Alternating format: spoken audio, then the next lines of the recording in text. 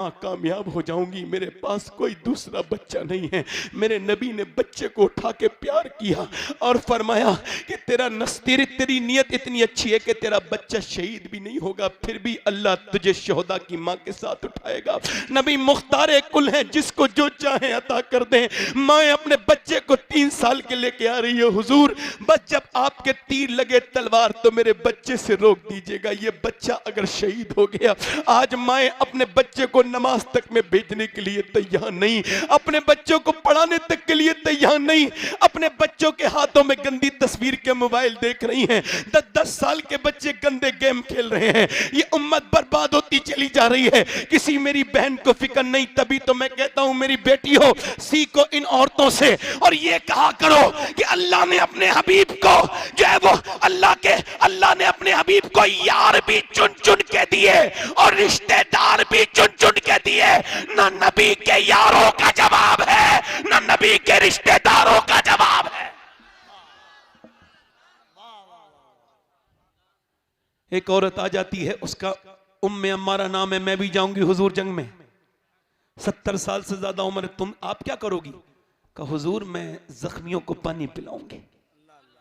बाल सफेद है।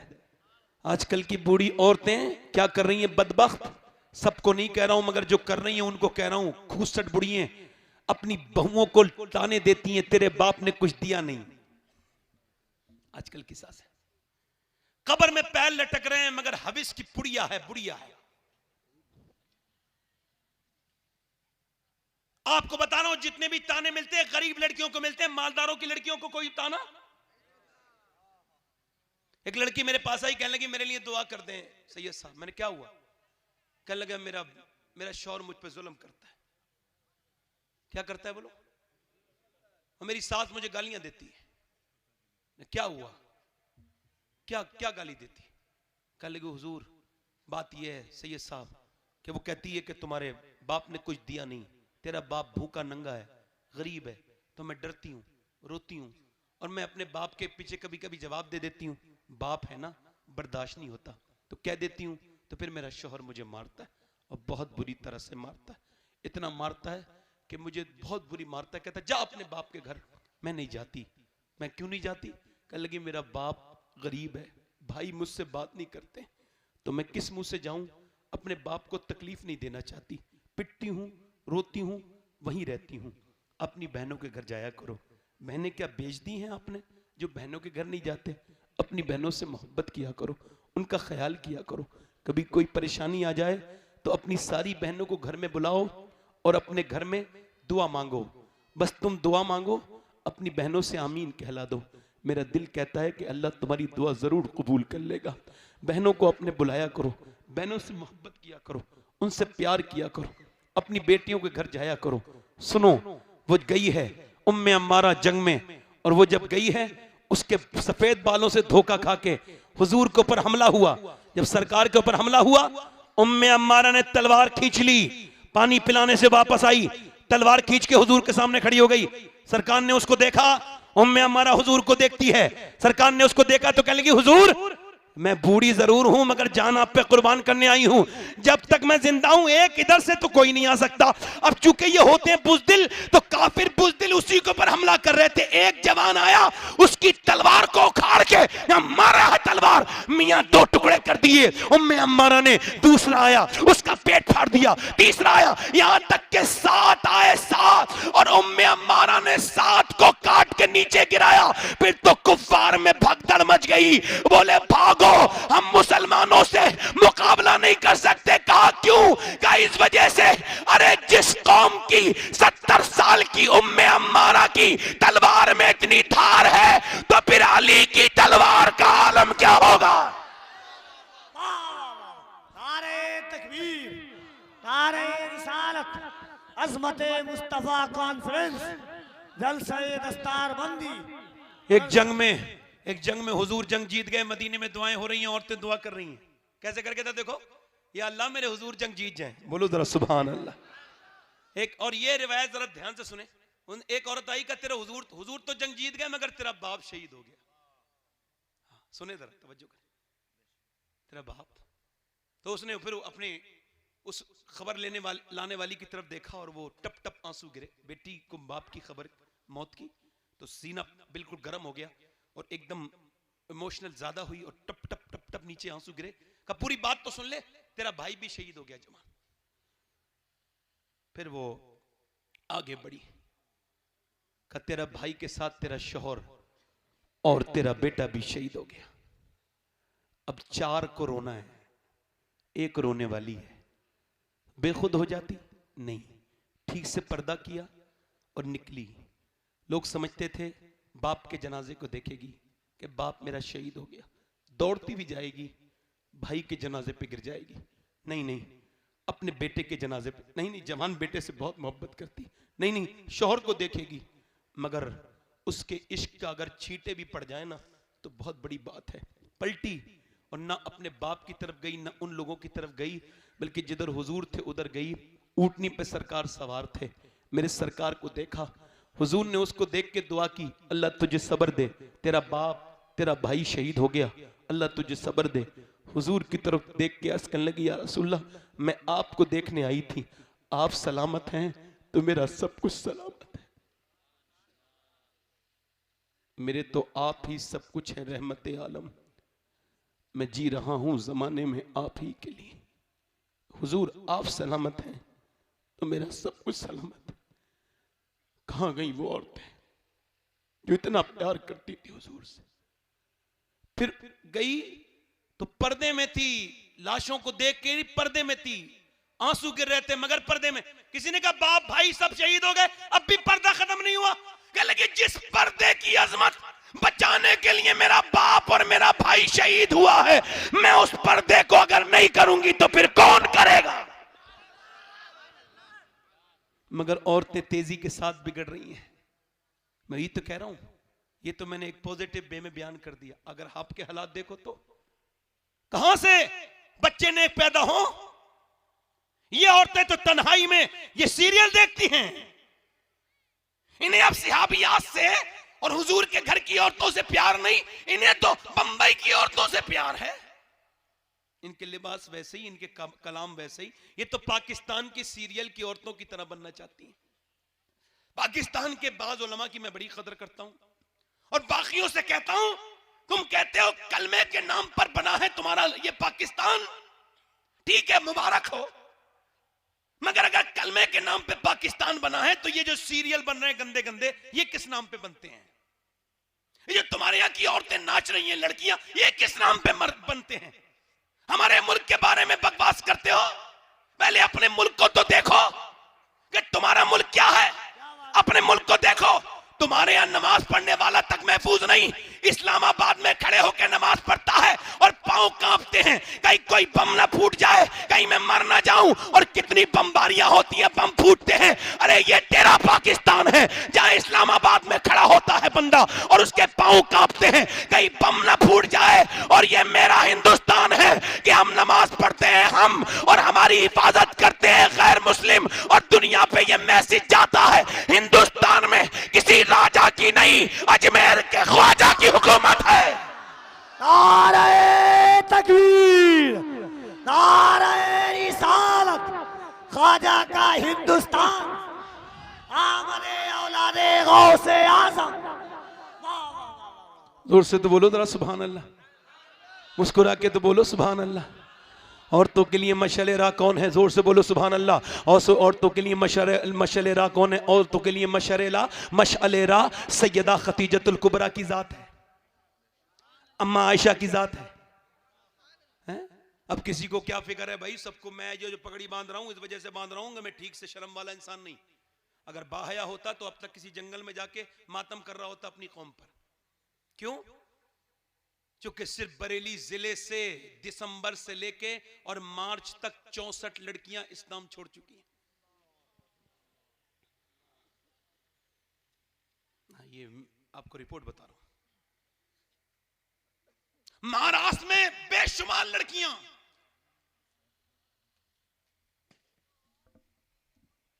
बेशुमार लड़कियां, किसी को कोई फिक्र नहीं, किसी को कोई मसला नहीं, किसी को कोई मामला नहीं। अगर आज हुजूर मुजाहिद मिल्लत होते तो तड़प जाते, हुजूर मुफ्ती आजम हिंद होते तो तड़प जाते। अब किसको फिक्र है? अब तो खानकाहों के झगड़े चल रहे हैं भाई। पीर साहब के सामने तारीफ करते हैं लोग, ये पीर साहब ऐसे ऐसे हैं, ये ऐसे हैं, ये ऐसे हैं। ये देखो कितनी बड़ी बीमारी है ये। इमाम गजाली कहते हैं अपनी तारीफ सुनना रूह की सबसे बड़ी बीमारी है, फिर उसको खुश, उस पर खुश होना। अभी कभी सूरज ने अनाउंस किया मैं सूरज हूं, क्या बात है। ये सामने बैठे हैं हजरत, ये फला है, ये पेड़ है मौलवी, जिसको तारीफ करनी है, वो अपने साथ लाए हैं, उन्हें पता है किसी पे एतमाद नहीं, ठीक से कर पाएगा नहीं कर पाएगा। और हमारे बारे बात करते हैं, अरे वो तो एक शायर है, वो तो एक मुखर्रिर है, वो तो एक मौलाना है, और आप क्या हो? आप तो कुछ भी नहीं हो। क्यों आते हो भाई महफिलों में? आपका काम क्या है? तवज्जो चाहता हूं आप हजरात से, मेरी तरफ देखो। खुदा की कसम, अगर हमारी गैरत होती तो आज हम अपने घरों में सोच रहे होते, मगर हमारे घर भी हम अपनी बारी की, अब हम अपनी बारी का इंतजार करें, अपनी बारी का इंतजार करें, मेरी बारी कब आएगी। सुभान अल्लाह कहने की बात नहीं, मेरी बारी कब आएगी। इधर देखो, क्या कोई मुसलमान लड़की मेरी बहन है? वही मेरी बहन है। मेरे हिसाब से तो जो कलमा पढ़ती है वो मेरी बहन है। अगर आप बचपन में ऐसे करके दिखाई देखो, बचपन में ऐसे करके दुपट्टा अगर रख दिया जाए, समझो मेरी तवज्जो करो, 5 साल की बच्ची के सर पे दुपट्टा रख दी जाए, मैं बिल्कुल गारंटी के साथ कहता हूं कि उसके कभी सर पे से दुपट्टा गिर नहीं सकता, फिर बड़े होके भी वो बिल्कुल बिल्कुल बापर्दा बन जाएगी। और अगर आपने बचपन में दुपट्टा नहीं रखा तो फिर बड़े होके आप उसे समझा नहीं सकते। अब तो बेगैरती की हद है, 5 साल की लड़की जब डांस करती है ना अपने घर में आके, स्कूल में सीखती है, और आपके और मेरे बच्चों को इन कॉन्वेंट स्कूलों में, अभी कुछ दिनों पहले झगड़े हुए कॉन्वेंट स्कूलों में, ये इंग्लिश जो कॉन्वेंट स्कूल हैं, इनमें इन्होंने माज़अल्लाह बुतों के सामने हाथ जुड़वाने शुरू कर दिए 3-3 5-5 साल के हमारे बच्चों से।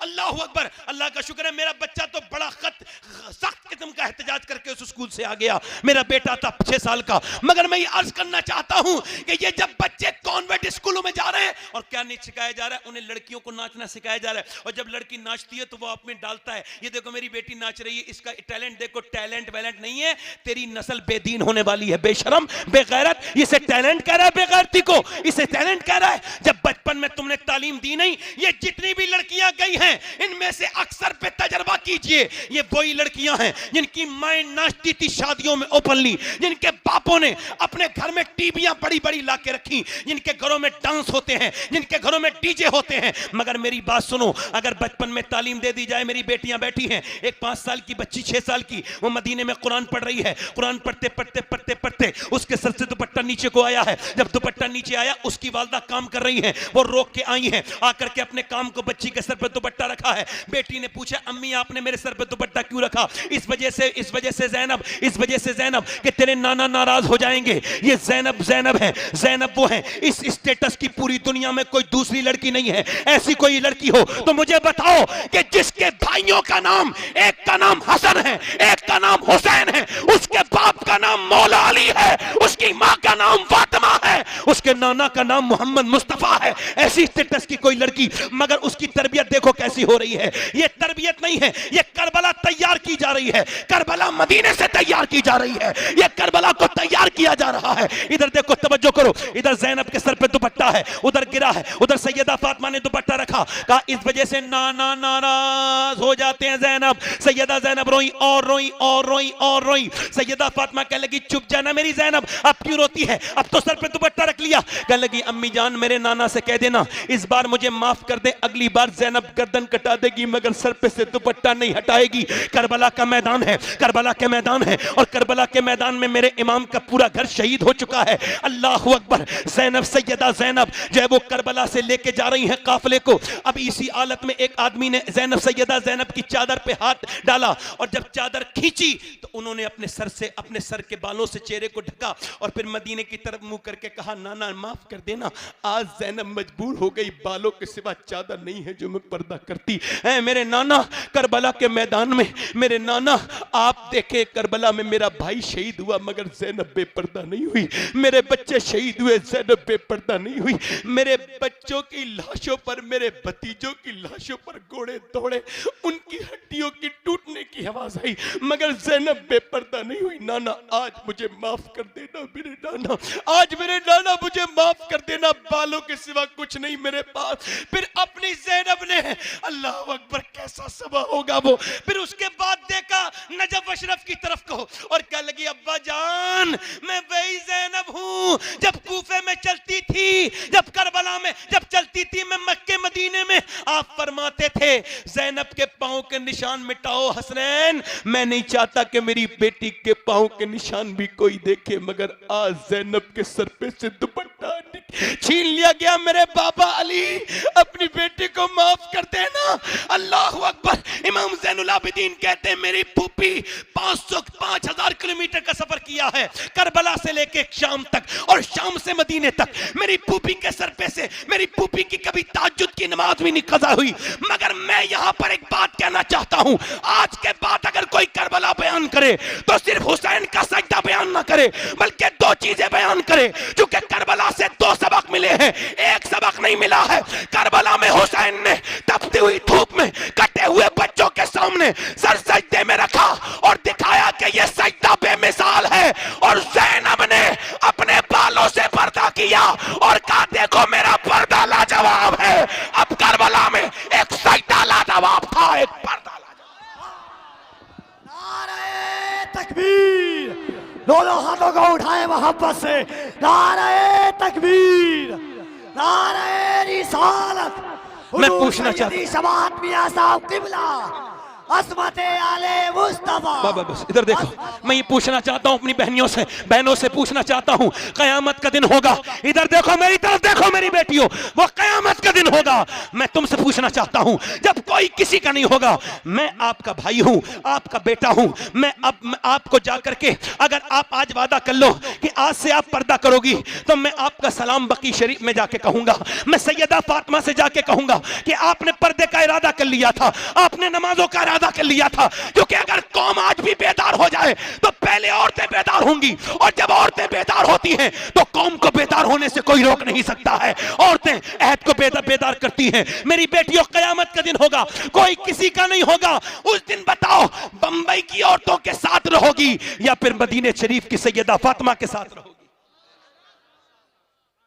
दिल लग रहा है नहीं लग रहा है? बोलो और बोलूं, दिल लगा के बोलो जरा, और बोलूं, मुस्कुरा के बोलो, दिल लगा के बोलो। अब अच्छा मैं जब जाता हूं कहीं, ये उलमा तशरीफ रखते हैं, लोग हमें तारुफ कराते हैं, मैं ये हूं, मैं ये हूं, ये फलां है, ये सेक्रेटरी साहब है ये, और वो तारुफ कराते हैं। मैं बताऊं हमारा तारुफ क्या है? सुनो, हमारे में अक्सर का तारुफ ये है कि हम शादियों में जाते हैं, अपनी बहन बेटी को लेकर फिटिंग के कपड़े पहने होती हैं हमारी बेटियां बहनें, हमारी तो होती हैं और जंगल की हैं क्या है? अब वो जब लेके पहुंचे अंदर, अब वो टाइट लिबास को जब देखा ना तो पहले उस पे बुरी नजर पड़ी बेटर की, उसके बाद वहां जितने थे बेगैरत उनकी नजर पड़ी उन लफंगों की। अब इससे पूछो बाप से, भाई से, शौहर से, अरे बीवी तो तेरी है, ये सजा के बना के सवार के किसे दिखाने लाया था? इस बाप से पूछो, हुजूर फरमाते हैं वो दयूस है, और दयूस बेगैरत को कहते हैं। बोलो तो जरा, बोलो तो यार, हैं? अब बाप वहीं खड़ा है, भाई बहन वहीं खड़ी है, बहन, और ऐसी मुसलमानों की शादियां देखो, बाल बिल्कुल खुले हुए, माज़अल्लाह मेरी बहन बेटियों के शादियों में, इधर तो देखो, ये देखो नमाज है, ये देखो नमाज है, ये नमाज है, ये नमाज है, ये नमाज है, ये है अल्लाह अकबर। ये नमाज का तरीका है, मर्द जब नमाज पढ़ेगा तो हाथ ऊपर लाएगा और फिर कहेगा अल्लाह अकबर, और औरत नमाज पढ़ेगी तो सिर्फ यहाँ तक हाथ लाएगी, कहेगी अल्लाह अकबर। मर्द का नमाज ये है अल्लाह अकबर, औरत की नमाज सिर्फ ये है अल्लाह अकबर। देखे दोनों की नमाजें अलग हैं। देखो इसका अल्लाह जानता है कि इसके जिस्म की बनावट और है, मर्द के जिस्म की बनावट और है, तो नमाज का तरीका अलग कर दिया, मर्द का और है, औरत का और है। तो अगर अल्लाह ने नमाज अलग कर दी तो क्या शादियों में खाने की मेजें अलग नहीं हो सकती? या ये बताओ बैठने का इंतजाम अलग नहीं हो सकता? बोलो तो सही, जरा बोलो तो सही, दिल लगा के तो बोलो, जरा मुस्कुरा के तो बोलो। मैं कह रहा हूं अगर बचपन में दे दी जाए, बचपन में बता दिया जाए, इधर देखो तवज्जो करो, मैं आपसे अर्ज करता हूं, अगर बचपन में सिखा दिया जाए। अभी कुछ दिनों पहले ना ये तुर्की में जलजला आया, जब तुर्की में जलजला आया तो 150 घंटे के बाद पता चला कि अंदर कोई है। 150 घंटे के बाद पता चला, उन्होंने उसको खोला, काटा वगैरह वगैरह, अंदर कोई औरत थी। का बाहर निकल के आओ, आवाज ही नहीं आऊंगी। भूखी प्यासी 150 घंटे के अंदर निकल के एकदम भाग जाती, मगर वो ईमान वाली औरत थी। कहा नहीं आऊंगी बाहर। कहा क्यों? कहा मेरे पास इस वक्त दुपट्टा नहीं है, चादर नहीं है, पहले चादर अंदर भेजो फिर मैं बाहर आऊंगी। अल्लाह अकबर। कहा क्यों? कहा इस वजह से अभी तुर्की में ज़लज़ला आया है मगर मेरा ईमान अभी सलामत है। आखिरी हदीस बयान कर रहा हूं, दिल लगा के बोलो सुभान अल्लाह।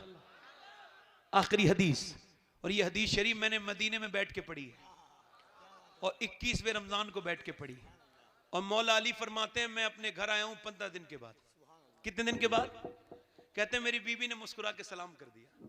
ये पहला तरीका है घर बनाने का। ये जो तावीज डालती हैं बकरियों की तरह, और वो जो तावीज लिखते हैं, वो जो बरकत के तावीज दे रहे हैं, उनके घर में खुद भी बरकत नहीं है। ये जो बीवियों को तस्कीर का तावीज दे रहे हैं, ये खुद तस्कीर से इतने दूर हैं कि इनकी अपनी वाली कब्जे में नहीं है। इस तरह के हालात चल रहे हैं। मौला एक कायनात मौला अली अल्लाह अकबर कहते हैं मैं अपने घर में आया, मेरी बीवी ने मुस्कुरा के मुझे, दुनिया की मनहूस तरीन औरत की पहचान ये पूरे दिन ठीक रहेगी, शाम को जब आदमी का आने का टाइम होगा तो मुंह बना के बैठ जाएगी। ये सबसे घटिया दर्जे की औरत की पहचान है और उसे टेंशन देगी। वसीम बरेलवी कहता है थके हारे परिंदे जब बसेरे को लौटे तो सलीकेमंद शाखों का लचक जाना जरूरी है। सलीकेमंद शाखें होनी चाहिए। नहीं अब ये कांटे वाली शाखें भी तो है ना कुछ खतरनाक तरीके से, जो कि थके हुए परिंदे को और कांटे लगाती हैं। अक्सर जो एक्सीडेंट होते हैं उनमें 70% तजर्बा हुआ है। 70% एक्सीडेंट वो लोग करते हैं जिनकी बीवियों से झगड़े होके आते हैं। ये औरतें क्या समझती हैं कि वो जो तावीज देने वाला है वो बरकत दे देगा। एक ही तरीका है, जब घर में शौहर आए तो मुस्कुरा के सलाम। मौला अली कहते हैं, जोर से बोलो सुभान अल्लाह। मौला अली मैं अपने घर में गया, मैंने अपनी बीवी से कहा भूख लगी है, उन्होंने मुझे पानी पेश किया। ये अखलाकी तरीका है। जब कुछ ना हो मेरे वालिद कहते थे पानी पेश कर दो, अगर कुछ भी नहीं ना घर में तो पानी पेश कर दो, इससे मेहमान नवाजी करो। पानी सैयदा ने पेश किया। मौला अली ने कहा मुझे प्यास नहीं लगी, भूख लगी है। कहते हैं अंदर गई, मैंने आवाज दी फातिमा खाना लाएं। अंदर नहीं, आवाज नहीं। मैंने कहा फातिमा खाना लाएं, कोई आवाज नहीं। मैंने कहा फातिमा, कहते मैंने जरा जोर से आवाज दी ना तो अंदर से रोने की आवाज। मैं अंदर गया, देखा दोनों आलम के मालिक मुख्तार की बेटी बैठी भी रो रही है। मैंने क्यों रोती है? कहने लगी मेरे सरताज मैं आपको खाना नहीं दे पा रही हूँ। कहा क्यों? जब आप घर से गए थे कई दिन का फाका था, आज भी घर में कई दिन का फाका है मेरे सरताज, मैं इस वजह से अफसोस में हूँ। कहा आपने मुझे बताया क्यों नहीं? मौला अली कहते हैं तो उन्होंने कहा अब्बा ने मना किया था, अली से वो मत मांगना जो उनके पास मौजूद ना हो। कहते हैं मौला अली मैं रो दिया, मेरे पास कुछ नहीं था। फिर फातिमा भी रोई। मैंने कहा क्या हुआ सैयदा? आप चले गए थे, अब्बा के घर में 16 दिन से चूल्हा नहीं जला। कहते मौला अली मैं घर में था, कमजोर था, थका हुआ था, मगर मैं हुजूर की बात सुन के बाग में चला गया, पानी देने लगा। मैंने कहा कोई काम मुझसे ले लो। उसने कहा एक डोल दोगे ना पानी का तो आपको एक खजूर दूंगा अजवा। कहते मैंने टील डोल दी, टील डोल पानी निकाला, मैं थक गया। आपका बाप, आपका भाई अगर मजदूर हो तो कभी उसे पहचानने में, उसका नाम बताने में शर्माना मत। मैं इस महफिल में बैठ के कहता हूं, मैं जिस अली की औलाद हूं, मेरा बाप घास खोदता था जंगल में और फिर मदीने की गलियों में बाजार में उसको बेचता था, और मुझे अपने बाप के बेटा होने पर फख्र है।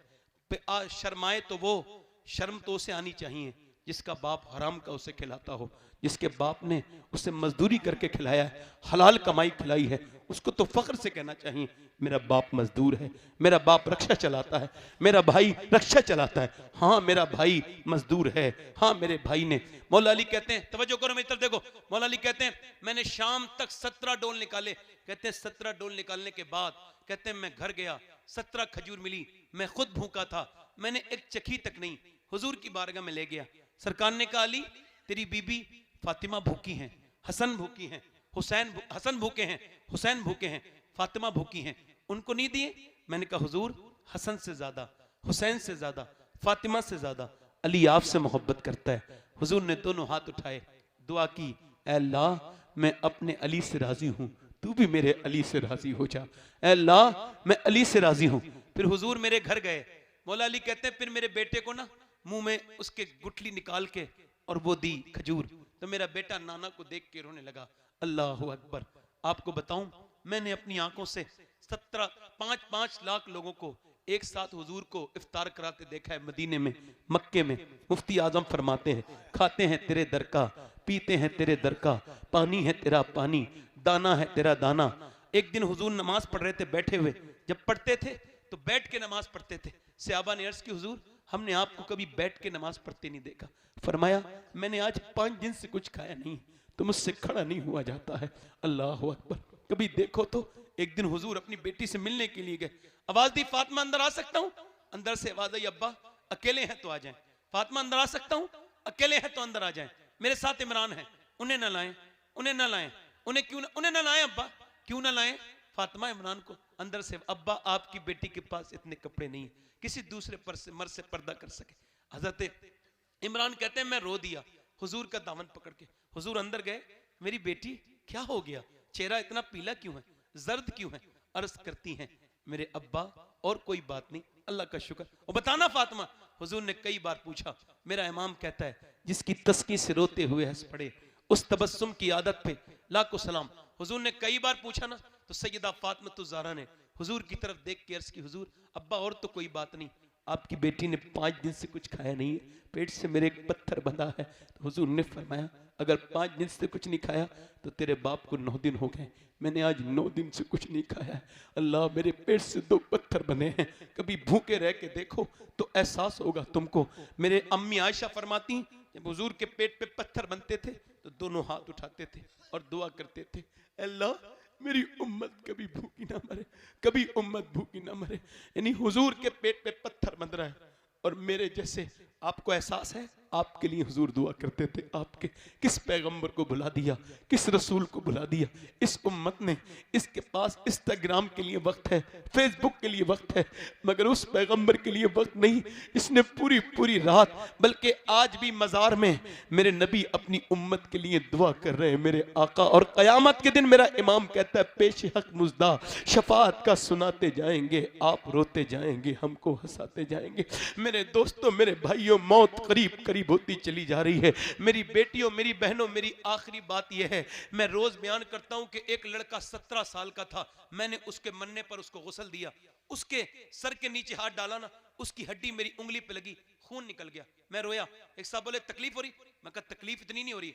हुजूर फरमाते हैं जब गस्साल हाथ पकड़ता ना मुर्दे का, मुर्दा कहता जरा नरमी कर, आराम से उठा, तेरे उठाने से बड़ी तकलीफ होती। जब हाथ उठाने से तकलीफ होती है तो बताओ जब पोस्टमार्टम वाला चीरता है, शराब पी के चीर देता है, पूरा जिस्म, पूरा सर फाड़ देता है।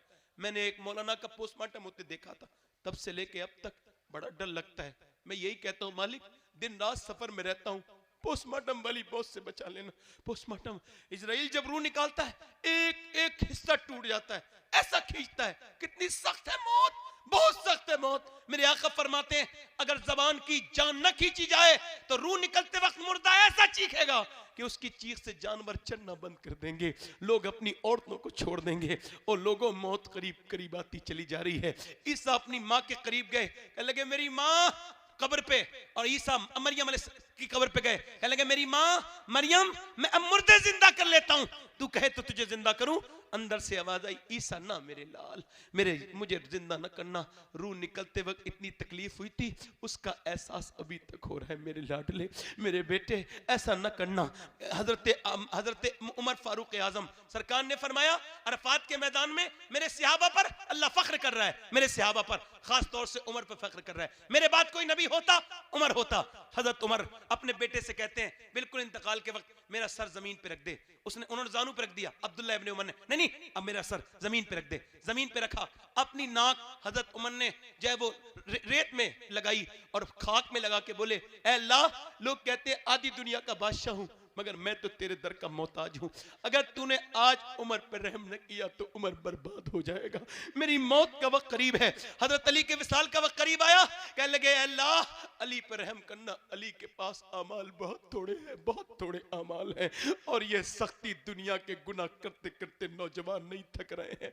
तुमको डर नहीं लगता मौत करीब करीब? कितने लोग दुनिया से चले गए मेरे दोस्तों, मेरे भाइयों, हम सब मौत के करीब जा रहे हैं। मेरे आका फरमाते जिसने गैर लड़की को हाथ से छुआ उसने ऐसा किया जैसे जहन्नम के अंगारे को हाथ लगा दिया हो। मेरे आका फरमाते हैं कि किसी को गैर बुरी नजर से देखना ये आंखों का जिना है, और सुअर से जिस्म का लगना इतना बुरा नहीं है जितना गैर औरत से जिस्म का लगना बुरा है। ओ मेरे भाइयों तौबा कर लो, मेरे दोस्तों तौबा कर लो। एक किफल नाम का लड़का था, हर रात नई लड़की बुलाता था। हुजूर फरमाते हैं हर रात नई लड़की आती थी। एक रात एक नई लड़की आई, रोने लगी। जब ये रोई, इसने जब इसके जिस्म पे हाथ रखा, रोई। बोला क्यों रोती है? पैसे नहीं मिले?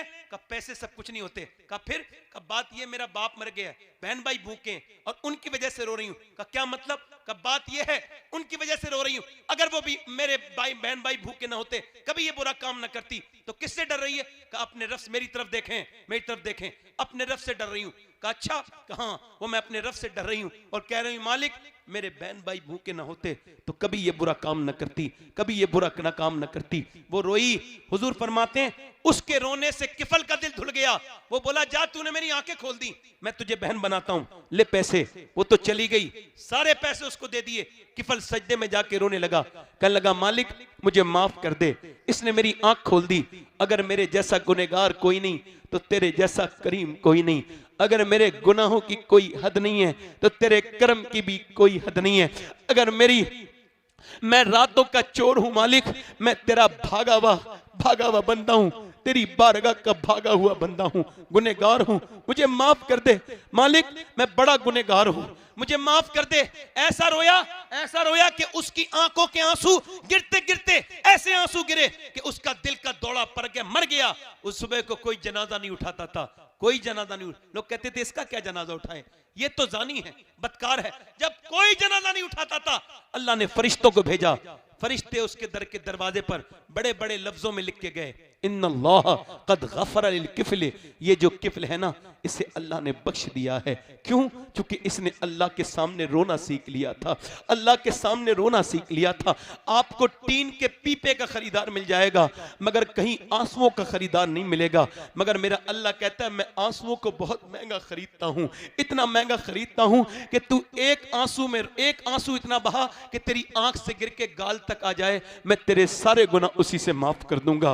वो तेरा करीम रब लगता है। मौत करीब करीब आती चली जा रही है। नौजवानों अपने रब से तौबा करो, उससे कहो मालिक तू बड़ा मेहरबान है, हमको माफ कर दे, वो बड़ा करीम है, आपको माफ करेगा। उसके सामने रोया करो। मेरी बहनें आप भी, मेरे भाई आप भी, बताओ कितने लोग ऐसे हैं जो हुजूर के नाम पे गर्दन कटा सकते हैं? दोनों हाथ उठा के बताएं,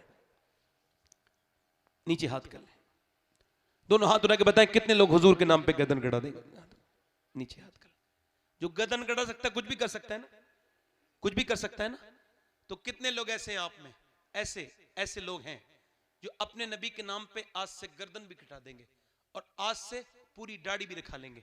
इस महफिल में जरा खड़े हो जाएं, खड़े हो जाएं। सिर्फ दाढ़ी रखाने वाले, सिर्फ जो आज से दाढ़ी रखाएं, खड़े रहे। जब मैं बिठा लूं चचा रखाएंगे दाढ़ी, खड़े हो जाएं। जिनके छोटी दाढ़ी हो वो भी खड़े हो सकते हैं। दाढ़ी रखाने वाले खड़े रहे, जब मैं बिठा लूं तब बैठना। बाहर निकल के आए, बाहर निकल के आए। दाढ़ी रखाने वाले बाहर निकल के आए। सिर्फ जिनके दाढ़ी ना हो या छोटी हो आ जाओ। बड़ी मुश्किल हुई आज मुझे तकरीर करने में क्योंकि बहुत बार डिस्टर्ब हो गया। आ जाओ। मगर मैं ऐसा अपनी दुनिया का मस्त इंसान हूं, मुझे फर्क कोई नहीं पड़ता। मैं हुजूर के लिए करता हूं, सरकार के लिए, अपने आका के लिए। और हुजूर देख लें बस। आ जाए, करीब आ जाए, आ जाए, आ जाए। मैं आपका जरा सलाम कहना चाहता हूं मदीने में, इजाजत है आप लोगों की? आपके दाढ़ी है, आप बैठ जाएं, मैंने तादाद नहीं बढ़ानी। हाँ, ये छोटी कटवाते तो नहीं हो भाई कटवाते तो नहीं हो तो पूरी कर लेना। आप आ जाओ, आप आ जाओ। 100 शहीदों का सवाब है एक दाढ़ी पर। आ जाए, मेहरबानी करें, आ जाए, आ जाए, आ जाए, आ जाए। इधर आए और आगे आए। ये उलमा इकराम के सामने आए, इनकी आंखें नजरें पड़ेंगी तो बरकत देगा अल्लाह। हाँ ये अगर देख माशाअल्लाह। और कोई नौजवान है?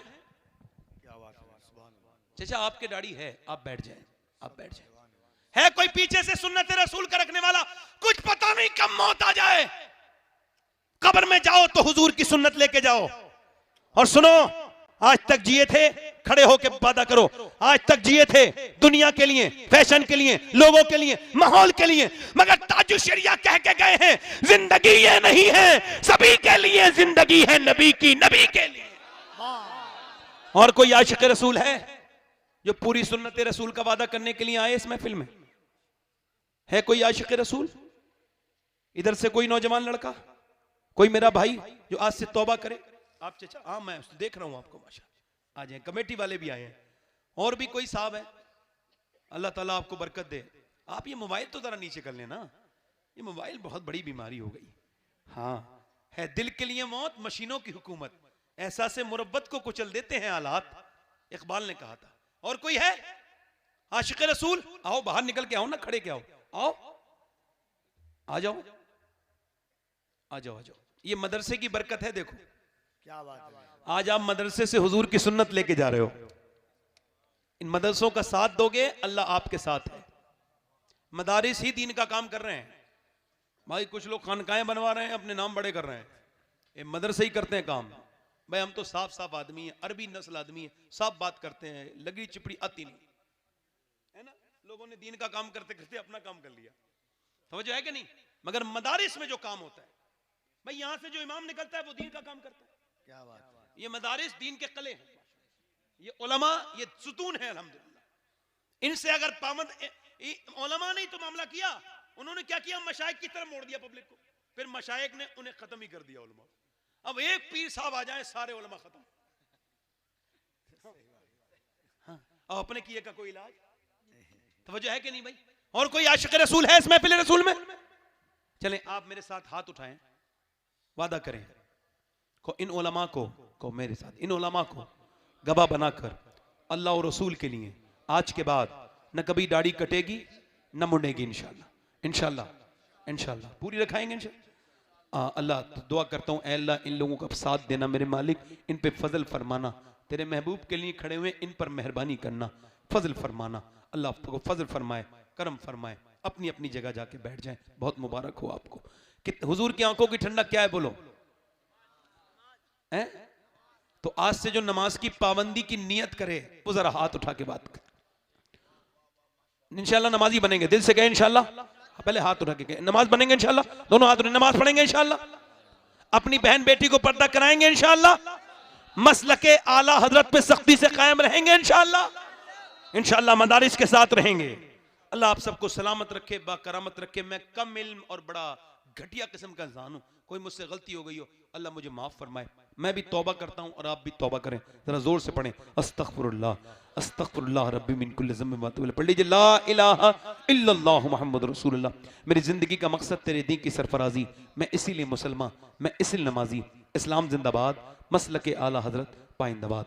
अस्साबिकून अस्साबिकून उलाइकल मुक़र्रबून, सदक़ल्लाहुल अज़ीम व मा अलैना इल्लल बलाग। अस्सलामु अलैकुम व रहमतुल्लाहि तआला व बरकातहू। आपका बहुत शुक्रिया। बैठें, अभी दस्तारबंदी देख करके जाएं।